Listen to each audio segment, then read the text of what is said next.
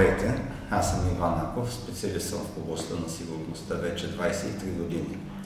Днеска ще разгледаме един такъв проблем, който се наложил в практиката.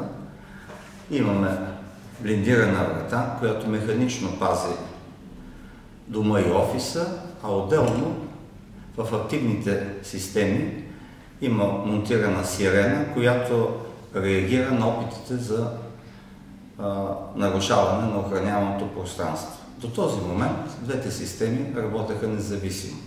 Тоест, крадеца първо трябва да преодолее механично вратата, а след това има на разположение определено време, в което трябва да елиминира тази сирена.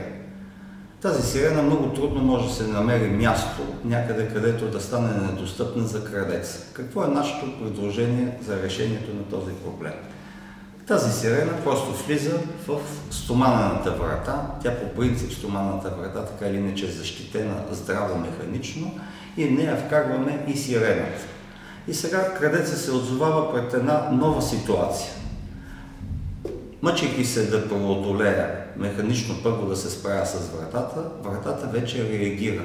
Има възможност, веднага при опитите за отваряне, в сирената има вграден и сеизмичен датчик, т.е. вибрационен датчик, който реагира на опитите да се отвори вратата. И по-нататъчното преодоляване на вратата трябва да стане под воя на една много мощна сирена, което променя ситуацията. От една чисто пасивна врата, вратата става активна. Благодаря за вниманието.